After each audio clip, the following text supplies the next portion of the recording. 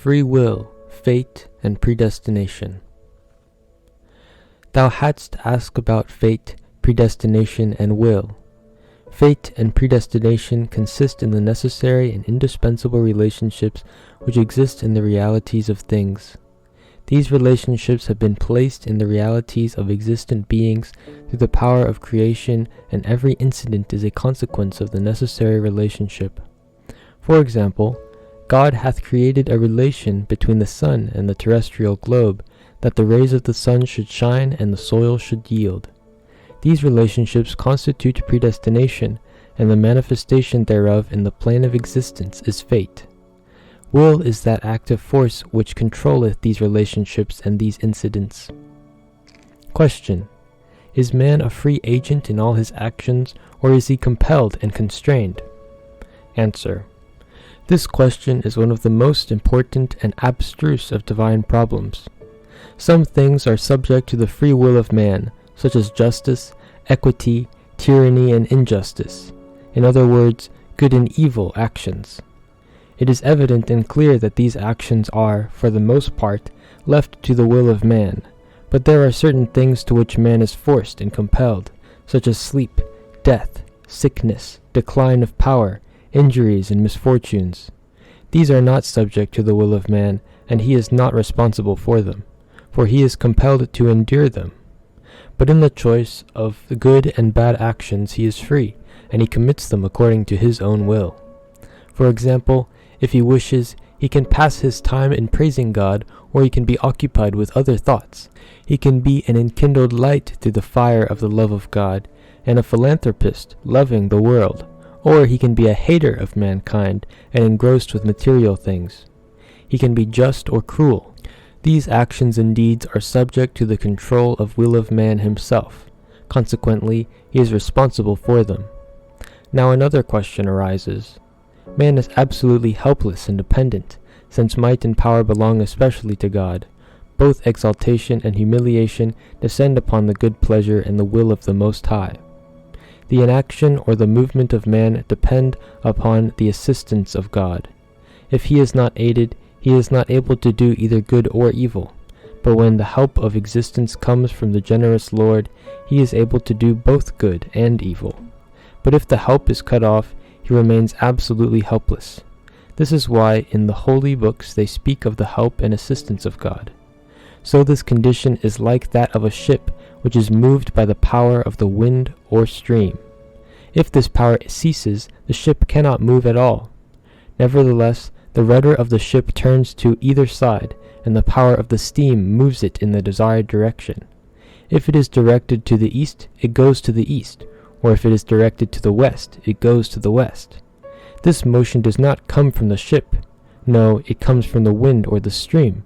In the same way, in all the actions or inaction of man, he received power from the help of God, but the choice of good or evil belongs to the man himself. So if a king should appoint someone to be the governor of a city, and should grant him the power of authority, and should show him the path of justice and injustice according to the laws, if then this governor should commit injustice, although he should act by the authority and power of the king, the latter would be absolved from injustice. But if he should act with justice, he would do it also through the authority of the king, who would be pleased and satisfied. That is to say, though the choice of good and evil belongs to man, under all circumstances he is dependent upon the sustaining help of life which comes from the Omnipotent. Question: If God has knowledge of an action which will be performed by someone, and it has been written on the tablet of fate, is it possible to resist it? Answer: The foreknowledge of a thing is not the cause of its realization, for the essential knowledge of God surrounds, in the same way, the realities of things, before as well as after their existence, and it does not become the cause of their existence. It is a perfection of God. The hidden secrets of the future were revealed to the prophets, and they thus became acquainted with the future events which they announced. This knowledge and these prophecies were not the cause of the occurrences. For example, tonight everyone knows that after 7 hours the sun will rise, but this general knowledge does not cause the rising and appearance of the sun. The mathematicians by astronomical calculations, know that at a certain time an eclipse of the moon or the sun will occur. Surely this discovery does not cause the eclipse to take place. This is, of course, only an analogy and not an exact image. Will ye not comprehend? This same truth hath been revealed in all Scriptures, if ye be of them that understand. Every act ye meditate is as clear to him as is that act when already accomplished. This foreknowledge of God, however, should not be regarded as having caused the actions of men, just as your own previous knowledge that a certain event is to occur, or your desire that it should happen, is not and can never be the reason for its occurrence. Know thou that the decrees of the sovereign ordainer, as related to fate and predestination, are of two kinds. Both are to be obeyed and accepted. The one is irrevocable, the other is, as termed by men, impending. To the former, all must unreservedly submit, inasmuch as it is fixed and settled. God, however, is able to alter or repeal it. As the harm that must result from such a change will be greater than if the decree had remained unaltered, all, therefore, should willingly acquiesce in what God hath willed and confidently abide by the same.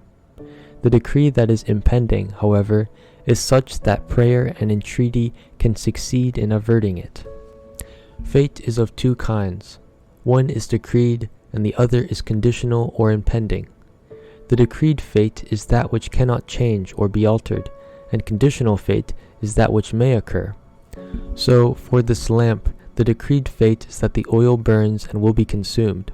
Therefore, its eventual extinction is a decree which it is impossible to alter or to change, because it is a decreed fate.